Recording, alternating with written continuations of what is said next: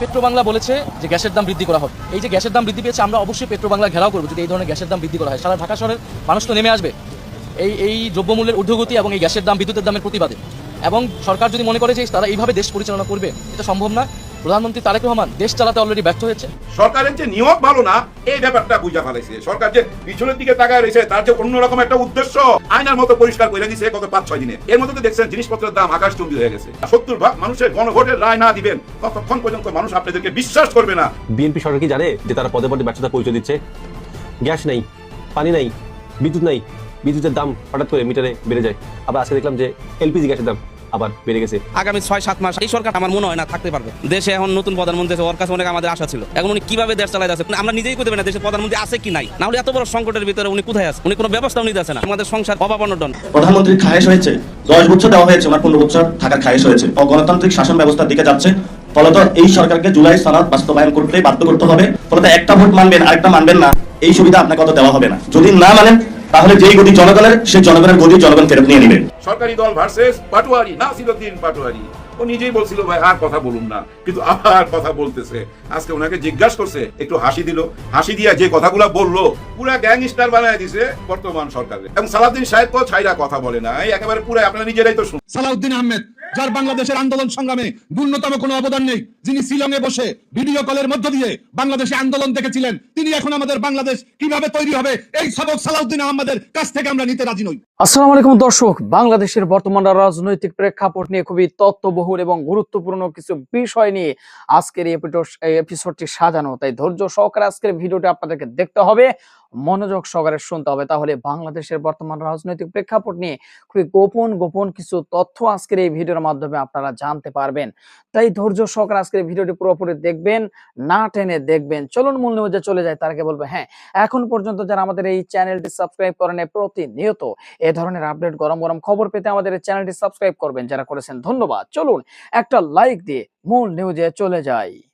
শহীদ পরিবারদের নিয়ে আয়োজনে বিএনপি ওই অনুষ্ঠান পরিচালনা করতেছিল দীপ্তি। মনে পড়ে দীপ্তির কথা? চেহারা দেখলেই চিনবেন।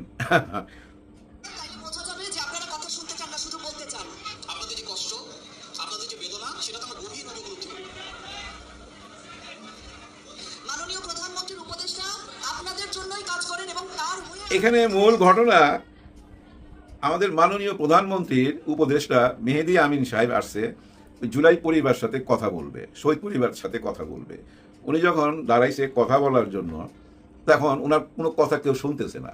হ্যাঁ, ওনারা প্রতিবাদ করতেছে যে আমরা এইসব কথা শুনতে চাই না, আমরা জুলাই সনদপত্রের স্বীকৃতি চাই, গণভোটের স্বীকৃতি চাই। ওই এদিক সেদিক কথাবার্তা শুনতে তো কান ঝালাপালা। ওইটা মাইনা নিতেছে না কিন্তু এই শহীদ পরিবার এবং আহত জুলাই যোদ্ধা যারা ছিল, যারা জুলাইতে হাত হারাইছে, পা হারাইছে, চোখ হারাইছে, তারাও ছিল, তাদের পরিবারও ছিল, কিন্তু তারা ওনার কথা শুনতে রাজি না। কিন্তু দীপ্তি বারবার বুঝাইতেছে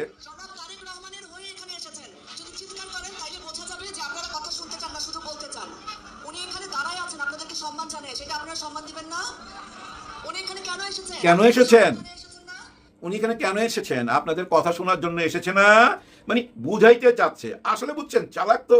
চালাকিটা কি করছে জানেন? সে কিন্তু বলতেছে, বারবার বলতেছে আপনারা বসেন, আপনাদের জন্যই তো উনি আসছে, ওনাকে পাঠিয়েছেন আমাদের প্রধানমন্ত্রী আপনাদের সঙ্গে কথা বলার জন্য।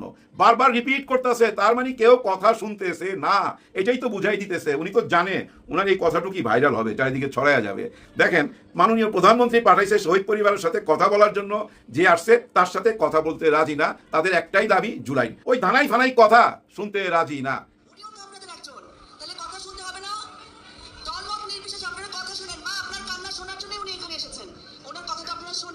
হ্যাঁ, মা আপনার কান্না শোনার জন্যই তো উনি এসেছেন, আপনি ওনার কথা শুনেন। হ্যাঁ, কিন্তু কেউ কথা শুনতে রাজি না। আর এই দীপ্তি বারবার রিপিট করেই যাচ্ছে, কথা শুনেন, আপনি কথা শুনেন, তার মানে কথা শুনতেছে না, এটাই বুঝাইয়া দিছে। পিএম এর উপদেষ্টা হুমায়ুন সাহেব কিন্তু একেবারেই নাজেহাল হয়ে গেছে, মুখটা কালো হয়ে গেছে, কেউ কোনো কথা শুনতেছে না। কি কথা শুনবে? ওই পুরনো একই কথা, আমরা অক্ষরে অক্ষরে পালন করব, আমরা তো আপনাদের কষ্ট বুঝি, আপনাদের চোখের পানির মূল্য আছে আমাদের কাছে, এরকম কথা বলতে চাইছিল, কেউ শুনে না, শুনবে না ভাই, আর শোনার টাইমও নাই।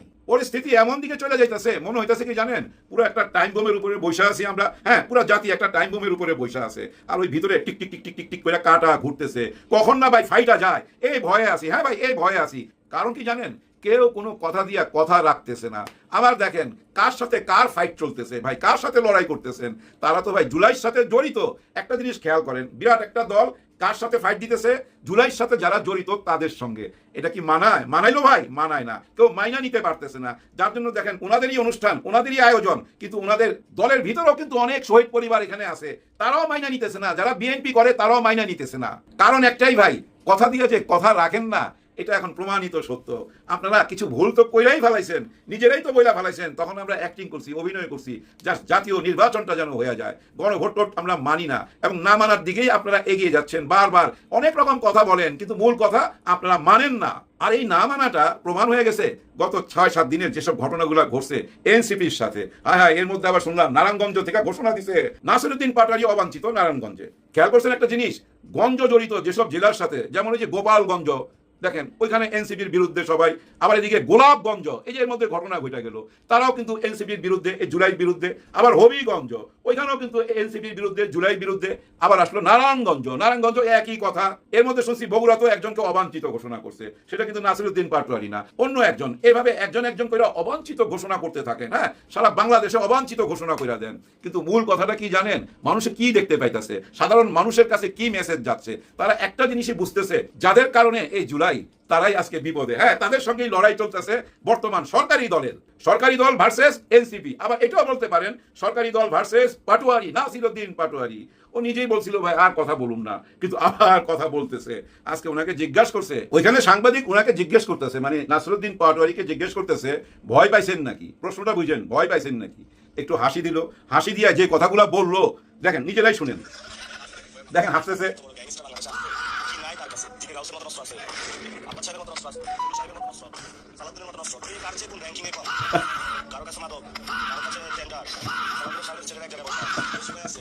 থামতেছে না ভাই, পুরা গ্যাংস্টার বানায় দিছে বর্তমান সরকারের। এবং সালাউদ্দিন সাহেব তো ছাইরা কথা বলে না, একেবারে পুরো আপনারা নিজেরাই তো শুনলেন। থামাইতে পারবেন এই মুখ? এই মুখ বন্ধ করা যাবে না। এরকম বিরোধী দলই তো দরকার, যে বিক্রি হবে না, যে কারো পকেটের মধ্যে ঢুকবে না। জামাত ইসলাম কিন্তু এনসিপি কে সাপোর্ট দিছে, দেরিতে হইলেও কিন্তু মুখ খুলছে, কথা বলছে যে এটা তো কোনো নিয়ম হইতে পারে না। কেউ যদি প্রতিবাদ করতে চায় তাহলে রাজনৈতিক ভাবে প্রতিবাদ করুক, কারো গায়ে হামলা করা যাবে না। আইন হাতে তুলে নিবে কেন সরকার? হ্যাঁ ভাই, সরকার নিজে আইন হাতে তুলে নিছে, সরকারের হাতেই আইন, ওই আইন ব্যবহার করতেছে। বিবাদটা কি নিয়ে ভাই? সিম্পল একটা ব্যাপার, 70% মানুষের গণভোটের রায়টা কোথায় গেল, ওইটাই তো খুঁজে বেড়াইতেছি আমরা ভাই। গত 6 মাসের যা কিছু দেখলাম, এই বর্তমান নির্বাচিত সরকার আসার পর হতাশ হবার মতো অনেকগুলা কারণ আছে। মুখে ওনারা যা কিছুই বলুক, অন্তরে ওনাদের অন্য কিছু। ওই যে আমাদের নোয়াখাইলা ভাষায় বলে, আয় রেনি বন্ধুর মুখ দিকে আর বন্ধু রানে আর হুঁদের দিকে।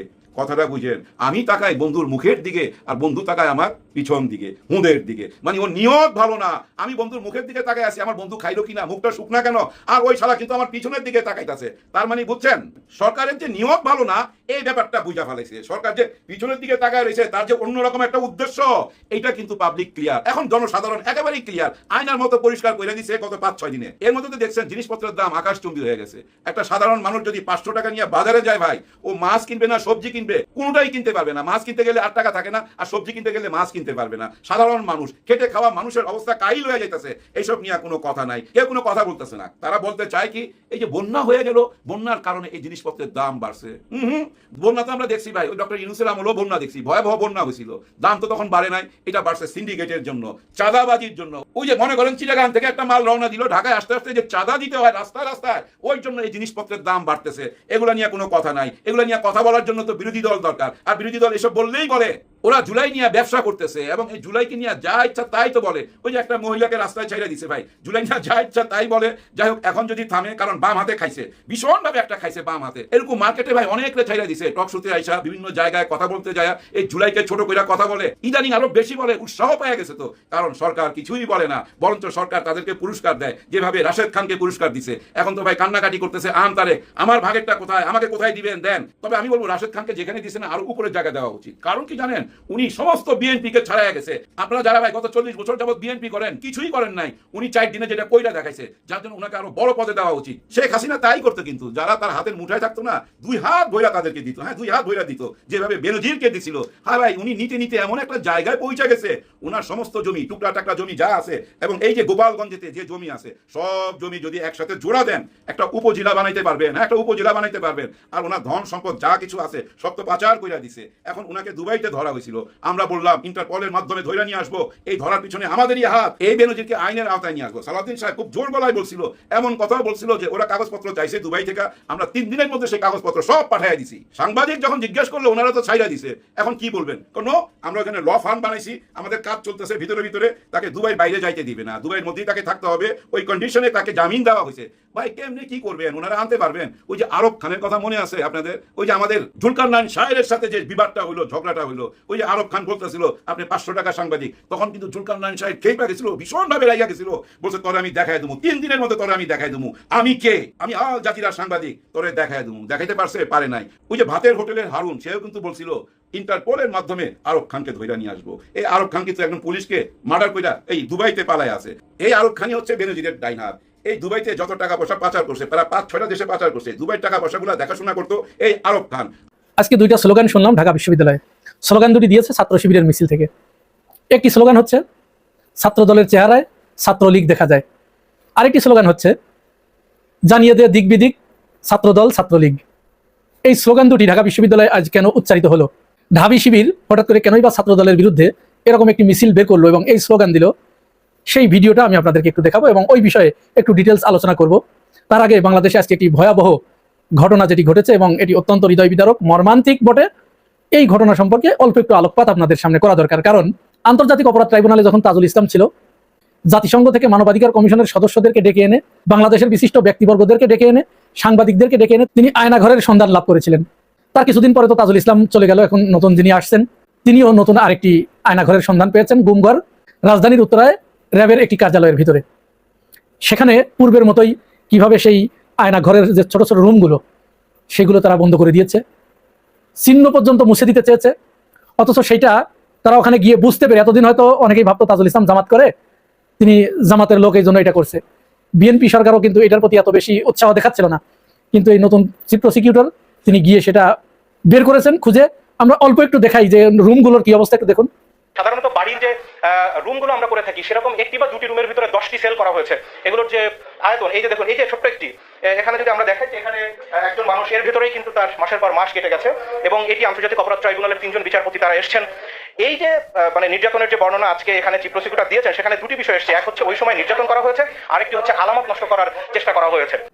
আচ্ছা, এই যে আয়নাঘরের সন্ধানটা মিলল, প্রথম আলো প্রথমে এটাকে রিপোর্ট করলো যে তথাকথিত আয়নাঘরের সন্ধান। দেখুন, এরপরে যখন তুমুল প্রতিবাদ শুরু হলো বিশিষ্ট ব্যক্তিবর্গদের কাছ থেকে, এমনকি ফাহাম আব্দুল সালাম পর্যন্ত একটি ফেসবুক পোস্ট দিলেন, তারপরে জুলকারনাইন শায়ের লিখলেন, তারপরে এই প্রথম আলো। এদেরকে আসলে গালি দেবার ভাষা আমাদের জানা নাই। আমার ভাই ও বোনেদের ভিতরে যদি কেউ গালি জানেন তাহলে দিয়ে যাইয়েন। অল্প কিছুক্ষণ পরেই সেই তথাকথিত শব্দটা তুলে দিয়েছে ঠিকই, কিন্তু ওই আয়নাঘর বা গুমঘর ওই শব্দটাকে দেখেন ইনভার্টেড কমার ভিতরে ভরে দিয়েছে। এরা এত বড় শয়তান, এত বড় মাদার, আর বললাম না বাকিটুকু। এদের জন্ম হয়েছে অন্য কোনো জায়গা থেকে, অন্য কোনো বীজ দিয়ে এদের জন্ম হয়েছে। কোনো মানুষের দ্বারা এদের জন্ম হয়েছে কিনা আমার জানা নাই। ফাহাম আব্দুল সালাম ভাই বলেছেন যে ওরা তখনই এই আয়নাঘরকে তথাকথিত না বলে আয়নাঘর বলবে, গুমঘর বলবে বা টর্চার সেল বলবে, যখন এই মতি আর মাহফুজ, এই 2 হারাম খোরকে ওর ভিতরে ঢুকিয়ে দেওয়া হবে। ওর ভিতরে ঢুকিয়ে বছরের পর বছর যখন রাখা হবে, যেরকম রাখা হয়েছিল আরমানকে, যেরকম রাখা হয়েছিল আমান আজমিকে, আরো হাজার হাজার মানুষকে যেভাবে এখানে গুম করে রাখা হয়েছিল, ওদেরকে এরকম না রাখা পর্যন্ত ওরা কোনোদিন এটা বুঝবে না। সেনাবাহিনীর একজন চৌকস অফিসার, তিনি যখন জেনে গিয়েছিলেন পিলখানা হত্যাকাণ্ডের সাথে কারা জড়িত, তার কাছে রেকর্ড চলে এসেছিল। সেই রেকর্ড চলে আসার পরে এই জাহিদকে হ্যান্ডকাপ পরিয়ে 16টি গুলি করে হত্যা করেছিল মনিরুল, ডিবির ওই কুখ্যাত মনিরুল। জাহিদকে জঙ্গি আখ্যা দিয়ে এই ঘটনাকে আড়াল করেছিল এই প্রথম আলো আর ডেইলি স্টার। প্রথম আলো পত্রিকা আমরা বন্ধ করতে বলি না, ডেইলি স্টার পত্রিকা আমরা বন্ধ করতে বলি না। পত্রিকা দুটি বন্ধ করার দরকার নাই, ওইখানে একজন সৎ, যোগ্য এবং বাংলাদেশপন্থী প্রশাসক বসিয়ে দেওয়া হোক, অডিটর নিয়োগ দেওয়া হোক। কোথা থেকে টাকা আসে, অর্থের উৎসটা কোথায়, ওর অর্থের কানেকশনটা কোথায়, কোন জায়গা থেকে ওর অর্থ আসে, ওর সার্ভার রুম কোথায়, এগুলো সব অডিটর নিয়োগ দিয়ে এগুলো বের করা হোক। তদন্ত করা হোক এদের বিরুদ্ধে, কোন কোন জায়গা থেকে এদের ফান্ড আসে, কার কথা মতো এরা চলে, কার ডক্টরিন অনুযায়ী এই দুটি পত্রিকা বাংলাদেশে তাদের কার্যক্রম পরিচালনা করে, এরা কার এজেন্ডা এখানে বাস্তবায়ন করতে চায়। ওই যে মিছিলের কথা বলেছিলাম, সেই মিছিলটা আগে একটু শুনুন, তারপরে পিছনের কাহিনীটা আপনাদেরকে বলছি।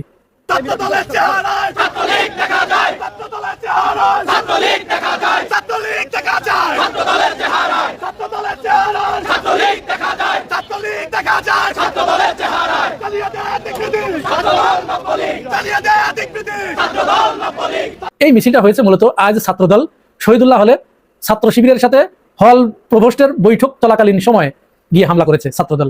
যেহেতু হল প্রভোস্ট এখন ছাত্রদলের তাদের নেতা, তাহলে তারা এই হামলাকে যখন মোকাবেলা করতে পারে নাই, ট্যাকেল দিতে পারে নাই, এই ব্যর্থতার অজুহাতে হল প্রভোস্ট তিনি পদত্যাগ করেছেন।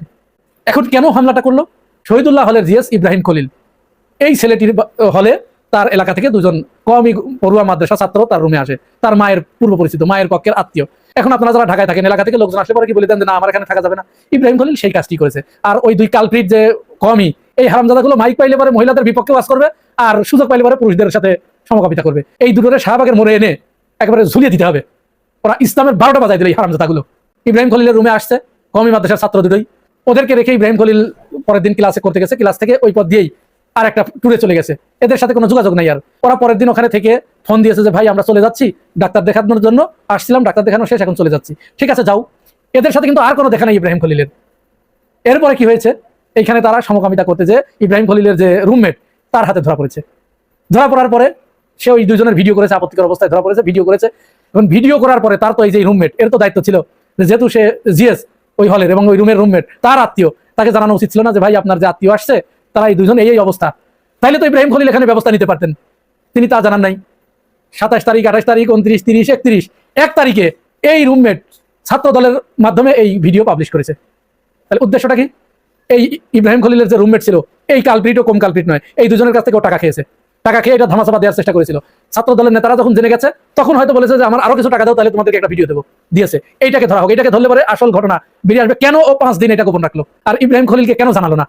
যাই হোক, এরপর ইব্রাহিম খলিল যখন এটা শুনেছে তাকে ফাঁসানো হচ্ছে, বলা হচ্ছে শিবিরের রুমের সমকামিতা, অর্থাৎ ছাত্র শিবির সমকামী। যাই হোক, ছাত্র শিবির এবার ওই প্রভোস্টের কাছে গিয়ে সিসিটিভির ফুটেজ চাইছে। এখন এই সিসিটিভির ফুটেজ আনতে গেলে তো ছাত্র দলের ইস্যু শেষ, কত কোনো ইস্যু নেই, ছাত্র দলের তো এখন রাজনীতি করার কোনো ইস্যু নেই। বাংলাদেশ চলচ্চিত্রে শিল্পী সমিতির একজন সদস্য যিনি মেকআপ ম্যান বাবুল, এই বাবুল মেকআপ ম্যানদের কাজ কি? মহিলাদেরকে মেকআপ করিয়ে দিয়া চলচ্চিত্রের নায়িকাদের। এখন ওর দাঁড়িয়ে আছে, ও কোনো একটা অনুষ্ঠানে একটা মেয়ের সাথে নেচেছে, ওদের কাজই তো এটা। ছাত্র দলের ছেলেপেলে কি করেছে, এই ভিডিওটাকে ছেড়ে দিয়েছে কিভাবে? জামাতের উপজেলা আমির মেয়ে সহ কট। এবার বাবুল তো সরাসরি এসে লাইভে এসে, ফেসবুক লাইভে এসে তুলোধনা করলো যে তোরা আমার তো কোনো সমস্যা নেই, কারণ আমি এটাই করি, এইটা আমার, এটা ভাইরাল হলেই কি আর না হলে কি, তা আমার কথাই বলছি, আমি তো জামাতের কেউ না, আমি তো শিল্পী সমিতির সদস্য, আমি মেকআপ ম্যান, আমি মেয়েদের সাজায় বেড়াই, তাহলে ওখানে জামাতের নেতাদের আনার দরকার কি? আবার এই কয়দিন আগে এই যে টেকনাফ উপজেলায় আওয়ামী লীগের সাবেক সহসভাপতি, ইয়া বড় দাড়ি, তারপরে মাথায় টুপি, জুব্বা পরা, ইয়াবা সহ ধরা পড়লো, তার কোচের ভিতর থেকে ইয়াবা বের করলো, ইসলামী ব্যাংক থেকে চাকরি চলে গেছে, এরকম কিছু ছেলেপেলে দেখলাম, সেটা শেয়ার দিয়েছে তারা চিটাগাং কেন্দ্রিক, এরা শেয়ার দিয়েছে যে জামাতের উপজেলা আমির গ্রেপ্তার। বাস ছাত্র দল এবং বিএনপি ওইটা সমানে পোস্ট দেওয়া শুরু করলো। পরে তো ফ্যাক্ট চেকার এবং ওই যে দা ডিসেন্ট, তারপর ইত্তেফাক, ওরা আবার ওইটা ইয়ে করেছে, ওরা আবার ওইটা প্রমাণ করেছে যে না আসলে উপজেলা আওয়ামী লীগের সাবেক সহসভাপতি সে। এই হলো অবস্থা। তো যাই হোক, ওরা চিন্তা করলো যে এখন যদি সিসিটিভির ফুটেজ নেয় তাহলে তো আমাদের ইস্যু শেষ, রাজনীতি করতে পারবো না শিবিরের বিরুদ্ধে। তখন তারা যে ছাত্র শিবিরের উপরে এবং প্রভোস্টের উপরে একসাথে আক্রমণ চালিয়েছে ছাত্রদল ঢাকা বিশ্ববিদ্যালয়ের শহীদুল্লাহ হলে। তারই প্রতিবাদে ঢাবি ছাত্র শিবির তারা তাৎক্ষণিক একটি প্রতিবাদ সমাবেশ করেছে, মিছিল করেছে। সেই মিছিল থেকে এই স্লোগানটি উচ্চারিত হয়েছে। কারণ এই স্লোগানের তো সত্যতা আছে, আমরা তো সারা দেশে দেখতে পাচ্ছি ছাত্রদল এবং ছাত্রলীগের চরিত্র ক্রমান্বয়ে এক কাতারে এসে দাঁড়াচ্ছে। জানি না আমরা ছাত্রদলের শুভবুদ্ধির কবে উদয় হবে, ছাত্রদল কবে ছাত্রদল হবে। দর্শক, আশা করি পুরো ভিডিওটি আপনারা দেখেছেন। এবার অবশ্যই আপনাদের মূল্যবান মতামতটা জানিয়ে দিন কমেন্ট বক্সে। তারপরে আপনাদের মূল্যবান মতামত জানানোর পরে আমাদের এই ভিডিওগুলো যদি প্রতিনিয়ত আপনারা দেখতে চান তাহলে অবশ্যই আমাদের এই চ্যানেলটি সাবস্ক্রাইব করে আমাদের সাথে থাকবেন। আর ইতিমধ্যে যারা অলরেডি সাবস্ক্রাইব করে আমাদের পরিবারে একজন হয়ে গেছেন তাদেরকে ধন্যবাদ জানাই। আজকের মতো এখানে বিদায় নিচ্ছি, দেখা হচ্ছে নতুন করে ভিডিওতে। সে পর্যন্ত সকলেই সুস্থ থাকবেন। আল্লাহ হাফেজ।